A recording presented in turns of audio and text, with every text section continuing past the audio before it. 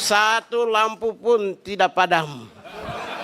Apalagi kerja dari rumah, matikan listrik. Yang saya hormati Bapak pimpinan dan semua anggota, hari ini saya mengucapkan terima kasih kepada Tuhan Yang Maha Esa, karena dengan pertolongannya kita semua duduk seperti keluarga besar, yaitu keluarga besar pemerintah. Saya singkat saja Pak Bapak pimpinan, karena nanti giliran setelah saya banyak juga. Intinya saja bahwa Kementerian Hak Asasi Manusia di hari pertama kebijakan efisiensi oleh Presiden, saya menyatakan siap dan boleh cek di semua media. Saya dan sampai dengan hari ini yang mengucapkan siap dan tidak terpengaruh cuma Kementerian HAM.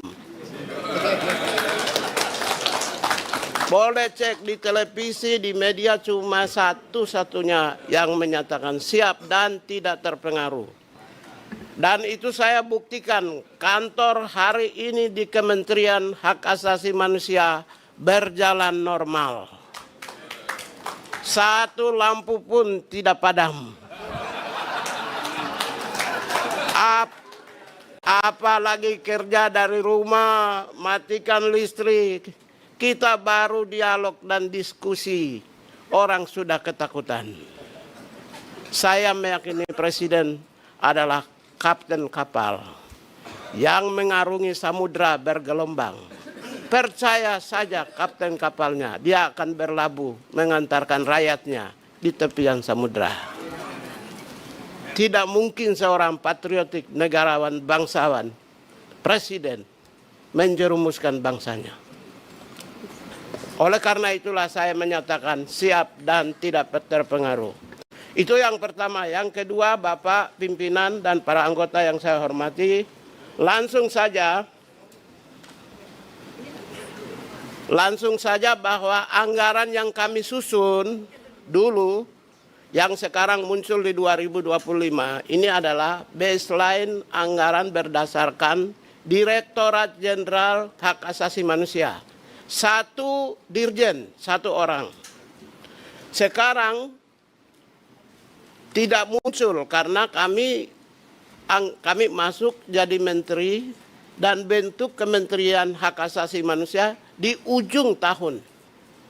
Sehingga yang kami dapatkan oleh pemerintah 174 miliar ini berdasarkan anggaran yang disusun berbasis kepada Direktorat Jenderal HAM yang dikasih oleh Badan Perencanaan Pembangunan Nasional.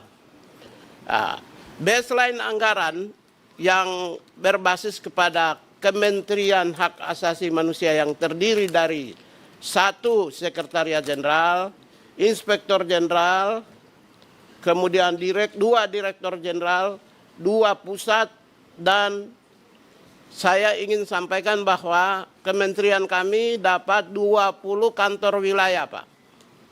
Kanwil. Ini nanti akan muncul insya Allah mungkin tahun ini atau mungkin tahun depan.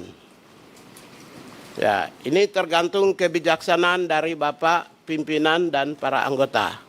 Apakah mau ingin dimunculkan baseline anggaran berdasarkan Kementerian HAM ini, insya Allah di tahun ini, bulan depan, 2 bulan lagi, atau nanti tahun depan kami tidak punya kewenangan dan kewenangan kami serahkan kepada DPR RI.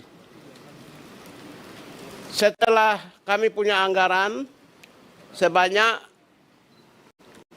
174 miliar, ya. Anggaran yang muncul tahun ini, yang disusun di tahun lalu berdasarkan 1 Direktorat Jenderal adalah 174 miliar. Nah, dari 174 miliar ini, inilah yang kami pakai dan setelah lakukan efisiensi, sekalipun kami memegang beban besar, yaitu kurang lebih 4 eselon 1, 20 kantor wilayah, 2 pusat yang baru muncul.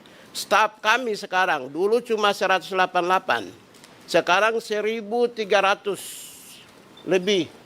Tunggu saya baca supaya saya tidak salah. 1.134 pegawai. Jadi anggaran yang dulu dikasih sekarang itu kami pegang beban besar. Dia menghidupi 4 eselon 1.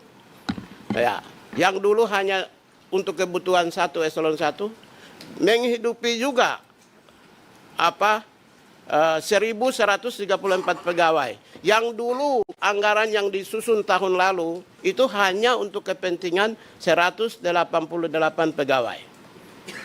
Dan juga untuk kepentingan 20 kantor wilayah.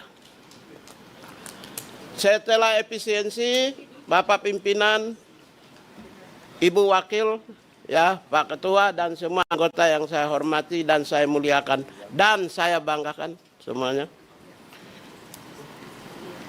Anggaran 174 miliar, total efisiensi adalah 60 miliar.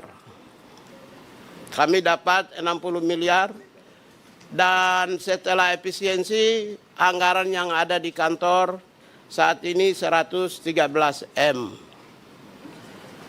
Nah, saya tidak perlu menjelaskan efisiensi di mana saja, tapi yang jelas gaji satu pun kami tidak motong, karena itu penting.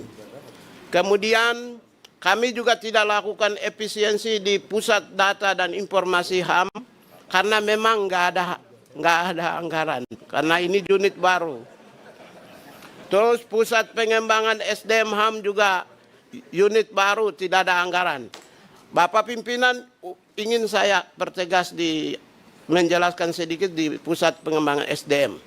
Semua jabatan fungsional HAM di Indonesia nanti akan di sini penilaian angka kredit dan pengangkatan jabatannya. Pusatnya ada di sini. Semua dari mau di institusi manapun yang ada jabatan fungsional HAM-nya di sini. Tapi anggaran hari ini belum punya di tempat ini. Nah, ini satuan pangkalnya, induknya dari pusat pengembangan SDM, khususnya jabatan fungsional. Seperti peneliti itu jabatan satuan induknya itu di BRIN. Kalau nanti yang di bidang hukum itu biasanya di Kementerian Hukum. Kalau yang HAM ini semua nanti di sini. Sementara ini karena unit baru, anggaran pun belum ada dan kami juga belum melakukan efisiensi, termasuk 20 kantor wilayah. Saya kira itu yang saya sampaikan dan selanjutnya kami mohon arahan dari pimpinan, tuntunan, nasihat ya, dari pimpinan. Saya kira demikian, terima kasih. Mohon maaf. Seringkali kami ini kalau bicara tidak terlalu formal. Lagi pula jarang saya baca teks. Lebih baik langsung sehingga mungkin pesannya bisa tersampai kepada pimpinan yang mulia tanpa mengurangi rasa penghormatan kami terhadap pimpinan dan parlemen. Terima kasih Kakak. Untuk itu Pak Prabowo tidak salah orang menaruh Natalius Pigai dan Mugianto sebagai human right defender. Anggaran kecil tapi tetap bisa berjuang.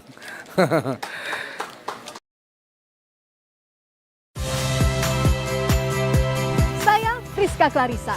Saksikan program-program Kompas TV melalui siaran digital, pay TV, dan media streaming lainnya. Kompas TV, independen, terpercaya.